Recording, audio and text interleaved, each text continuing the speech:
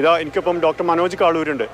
കോഴിക്കോടിൻ്റെ MTയുടെ പ്രിയ സുഹൃത്തായിരുന്ന രാമദാസ് വൈദ്യരുടെ മകൻ.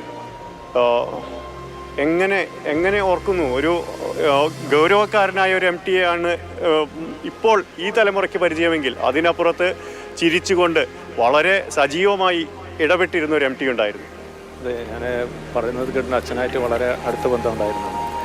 അത് കുറേ കാലം മുമ്പ്, അതായത് അദ്ദേഹം മാതൃഭൂമിയിൽ വന്ന സമയത്ത് നമ്മൾ നീലഗിരിയിൽ അവിടെ മാസങ്ങളോളം താമസിച്ചിരുന്നു. ഒരു ദീർഘകാല ബന്ധമുണ്ടായിരുന്നാണ് അച്ഛൻ മരണപ്പെട്ടൊരു 10-25 വർഷമായി. ഇദ്ദേഹം ഇപ്പോൾ നമ്മൾ ഇവിടെ പറയുമ്പോൾ പുരസ്കാരം അണിയിക്കുമ്പോഴൊക്കെ MTയും തീർച്ചയായും പിന്നിലുണ്ടായിരുന്നു.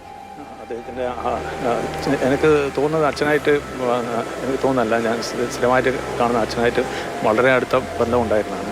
അത് ഒരു ഇപ്പോഴല്ല, എനിക്ക് തോന്നുന്നത് ഞാൻ ജനിക്കുന്നതിന് മുമ്പുള്ള ബന്ധമാണ്.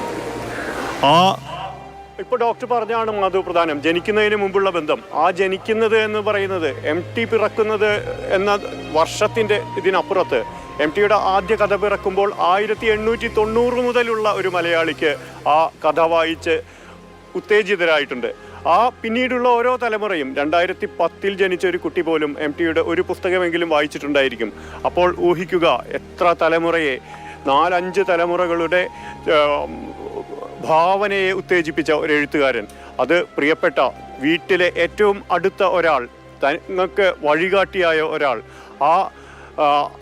ആ ഓർമ്മകളിലൂടെയാണ് എപ്പോഴും മലയാളി കടന്നുപോയിട്ടുള്ളത്.